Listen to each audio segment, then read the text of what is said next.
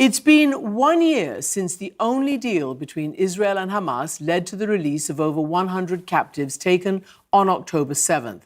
Around 100 hostages are still believed to be held inside Gaza to this day.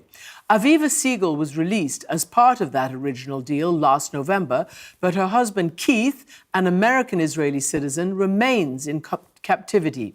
And she's joining us now from Israel. Aviva Siegel, welcome to the program. And I just want to know what you're thinking today regarding the fact that you and about 100 others were released exactly a year ago. What do you think about that deal that enabled that? Hello, everybody, and thank you for having me. I am lucky to be sitting here and that everybody can see me alive because I nearly died in Gaza. The only way to get the hostages out is to bring them back with a deal, and we know that.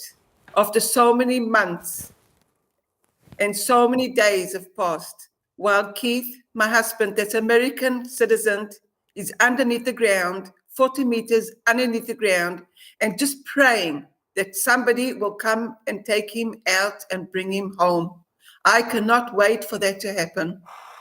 Aviva, do you know that he's under the ground? Have you had word from others? Were you kept underground? What was your situation and what do you think your husband is going through? Yes, I was twice underneath the ground, and I want to tell everybody that it's worse than hell. It's the worst thing that anybody can go through in this world. We were just thrown underneath the ground, 40 meters, and we were left there alone. I remember there were two terrorists that were with us, and they were talking, and then suddenly it was silence.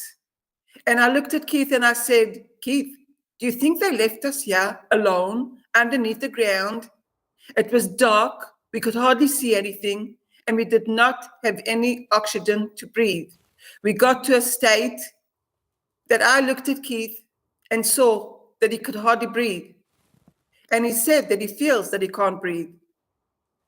And I want to tell you that I told Keith, just lie down and try and breathe.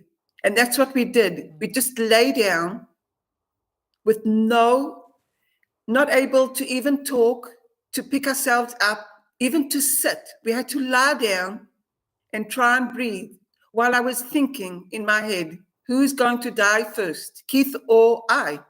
And I just prayed that I would die first because it was very difficult for me to see Keith. I could not even watch him and watch his chest going up and down and up and down. Well, I felt the same. I just wanted to die. Have you had any word about him from any of the other hostages or anybody? No, not at all. The only thing that we do know is that Keith, the Hamas terrorists released a video of Keith in April, and that's more than a half a year ago. Keith looks pale, he looks old, he looks tired, he's begging and he's crying to get out of there. He's 65 years old. He was taken from his house with Hamas terrorists in his pajamas, and he's still there underneath the ground. We've been told that the hostages are underneath the ground, just where I was, and I nearly died. Can I ask you, Aviva, since your release, you've been part of a hostage family advocate group. You want them back. And this week, hostage families gathered to mark the anniversary of that one deal that enabled your release and that of others. The theme of the gathering was a year is too long for a deal. So why do you think there hasn't been another deal and there haven't been hostages released in that fashion? Well, I don't know why it's taking so long. I just do know that Keith is not sitting in front of me, and I'm waiting for him to come back. And I just want him to come back alive. I want him to come back strong.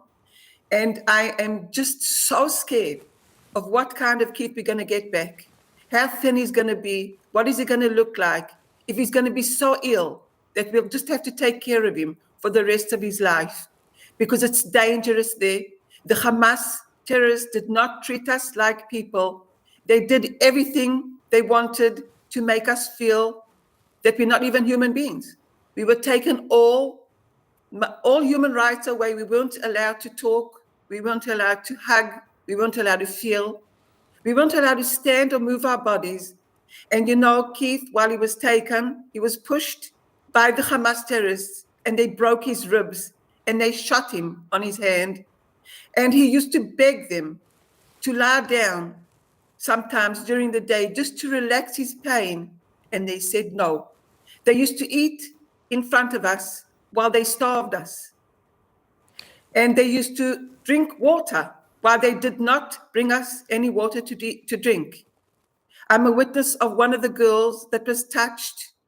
And I just remember how fragile she was after it happened, but she had to continue to the Hamas terrorists that did touch her. I'm a witness to one of the girls that was beaten up into pieces, and she was hit in such a brutal way, and she did not even scream because she was scared to. She was scared that they would kill her. And I remember when she came back after they beat her, she was shaking and crying, and I could not even give her a hug. I was not allowed to. And I'll never forget them treating Keith in such a brutal way. And so many times I wanted to just cry while I couldn't.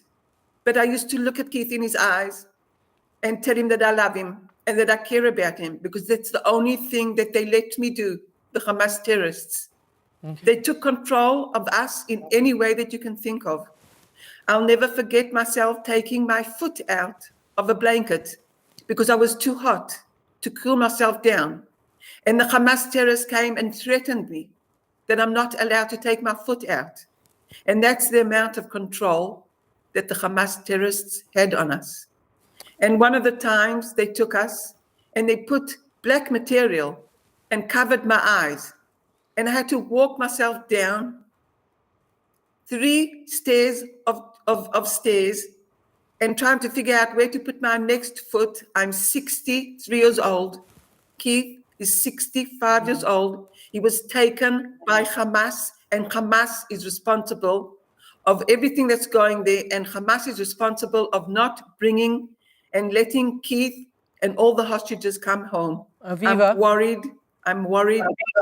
We can, yes. we hear you loud and clear, and obviously, like you, we really hope that Keith and the others come back. And we just hope that a ceasefire in Lebanon may mean a ceasefire in Gaza at some point. But we really, really appreciate you being with us on this anniversary of your release. I can just imagine the horror and the pain that you're going through. Thank you for being with us. Thank you so much. I just want to say that Keith and I are peacemakers, and we want good for the whole world. So please help us make this world a better world for everybody. And that's a really strong message to end our conversation on. Thank you for that.